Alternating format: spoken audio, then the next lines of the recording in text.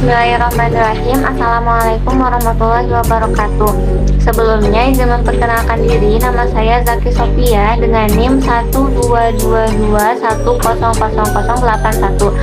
Di sini saya akan mempresentasikan artikel dengan judul Fungsi Pendidikan Agama Terhadap Perkembangan Sosial dan Emosional Anak.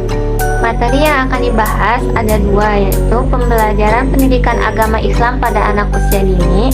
Yang kedua, implementasi pendidikan Islam terhadap perkembangan sosial dan emosional anak usia dini. Materi yang pertama adalah pembelajaran pendidikan agama Islam pada anak usia dini, di mana pada materi ini terdapat beberapa poin. Poin yang pertama adalah pembelajaran pendidikan agama Islam. Pendidikan agama Islam adalah upaya sadar dan terencana dalam menyiapkan peserta didik untuk mengenal, memahami, menghayati, hingga mengimani ajaran agama Islam dibarengi dengan tuntutan untuk menghormati penganut agama lain dalam hubungannya dengan kekurangan antar umat beragama hingga terwujud kesatuan persatuan bangsa. Pembelajaran adalah proses interaksi antara peserta didik dengan lingkungan belajar yang diatur oleh pendidik untuk mencapai tujuan pengajaran yang telah ditetapkan. Dengan demikian, pembelajaran pendidikan agama Islam merupakan proses interaksi antara peserta didik dengan lingkungan belajar yang telah diatur oleh pendidik yang berguna untuk membina dan mengasuh secara sistematis dan terencana dalam menyiapkan peserta didik untuk mengenal, memahami, menghayati, mengimani, hingga mengamalkan ajaran agama Islam dibarengi dengan tuntutan untuk menghormati penganut agama lain dalam hubungannya dengan kekurangan antara umat hingga terwujud persatuan dan kesatuan bangsa melalui ajaran-ajaran dasar yang terdapat dalam Al-Quran dan Hadis. Poin yang kedua adalah fungsi dan tujuan pembelajaran pendidikan agama Islam. Fungsi pendidikan agama Islam yaitu mengembangkan untuk meningkatkan keimanan dan ketakwaan peserta didik kepada Allah Subhanahu wa Ta'ala yang telah ditanamkan dalam lingkungan keluarga. Kemudian menanamkan nilai sebagai pedoman hidup untuk mencari kebahagiaan hidup di dunia dan akhirat. Poin selanjutnya penyesuaian mental untuk menyesuaikan diri dengan lingkungannya, baik lingkungan fisik maupun lingkungan sosial, dan dapat mengubah lingkungannya sesuai dengan ajaran agama Islam. Selanjutnya adalah perbaikan, yaitu untuk memperbaiki kesalahan-kesalahan, kekurangan, dan kelemahan peserta didik dalam keyakinan, pemahaman, dan pengalaman ajaran dalam kehidupan sehari-hari. Selanjutnya adalah pencegahan, yaitu untuk menangkal hal-hal negatif dari lingkungannya atau dari budaya sekitar. Kemudian pengajaran tentang ilmu pengetahuan agama secara umum, sistem, dan fungsional. Selanjutnya adalah penyaluran, yaitu untuk menyalurkan anak yang memiliki bakat khusus di bidang agama Islam agar dapat berkembang secara optimal sehingga dapat dimanfaatkan untuk dirinya sendiri dan bagi orang lain.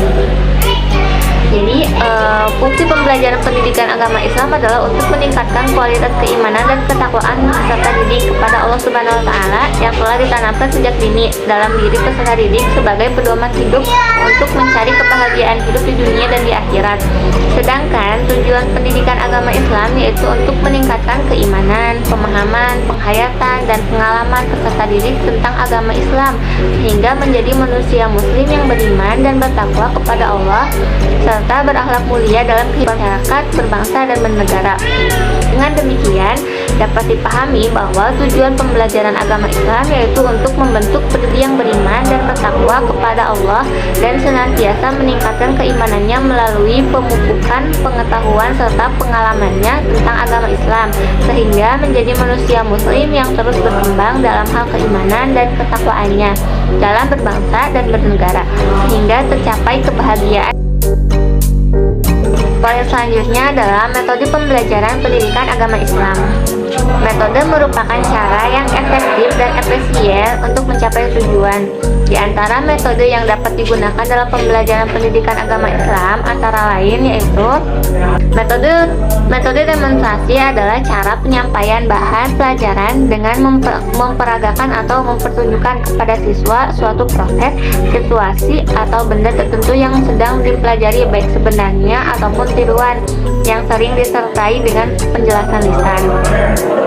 Kemudian ada metode karya wisata, yaitu siswa diajak keluar sekolah untuk meninjau tempat tertentu. Hal ini tidak sekedar rekreasi, tetapi untuk memperdalam pelajarannya dengan melihat kenyataan yang ada.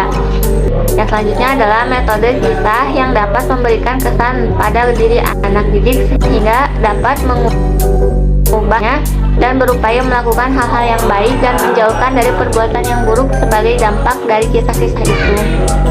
Kemudian metode latihan atau training, yaitu merupakan suatu cara mengajar yang baik untuk menanamkan kebiasaan-kebiasaan yang baik. Selain itu, metode ini juga dapat digunakan untuk memperoleh suatu ketangkasan, ketepatan, kesempatan, dan keterampilan. Metode yang terakhir adalah metode pemecahan masalah atau problem solving, merupakan cara memberikan pengertian dengan menstimulasi peserta didik untuk memperhatikan, menelaah, dan berpikir tentang suatu masalah. Poin yang terakhir adalah pendidikan agama Islam pada anak usia dini. Pendidikan Islam adalah pendidikan sepanjang hidup atau lifelong education, yaitu pendidikan yang bermanfaat sepanjang masa, berlaku untuk segala profesi, kedudukan, jabatan, dan lainnya. Mampu membangun fondasi kepribadian yang sempurna bagi anak, karena masa anak-anak mempunyai memori yang cemerlang dan melekat hingga usia tua atau bisa disebut golden age. Untuk mengarungi kehidupan dunia dan bekal di akhirat, anak perlu mendapat 3 kelompok materi pendidikan, yaitu tarbiyah jasmaniyah, tarbiyah akliyah, dan tarbiyah rohaniyah. Ketiga materi tersebut diharapkan anak mampu menyempurnakan keseluruhan budi pekerti atau akhlakul karimah. Adapun pokok-pokok pendidikan yang harus diberikan kepada anak yaitu akidah, ibadah, dan akhlak. Materi selanjutnya adalah implementasi pendidikan Islam terhadap perkembangan sosial dan emosional anak usia dini, di mana seperti materi pertama, materi kedua ini juga ada beberapa poin, yaitu poin yang pertama, pengertian sosial dan emosional anak usia dini. Menurut Lestari Ningrum, perkembangan sosial adalah tingkat jalinan interaksi anak dengan orang lain, mulai dari orang tua, saudara, teman bermain, hingga masyarakat secara luas. Sementara perkembangan sosial adalah luapan perasaan ketika anak berinteraksi dengan orang lain. Jadi dengan demikian, perkembangan sosial dan emosional adalah kepekaan anak untuk memahami perasaan orang lain ketika berinteraksi dalam kehidupan sehari-hari. Poin yang kedua adalah ciri-ciri perkembangan sosial dan emosional anak usia dini, di mana menurut Harlock dalam Monica Sari, secara umum pola perkembangan emosi anak meliputi 9 aspek, yaitu rasa takut, malu, khawatir, cemas, marah, cemburu, duka cita, rasa ingin tahu, dan rasa gembira. Seperti halnya orang dewasa, anak usia 3-4 tahun telah mampu mengekspresikan perasaannya. Setiap anak akan mencoba mencari perhatian kita dengan berbagai macam bentuk reaksi emosional seperti marah, senang, ataupun sedih.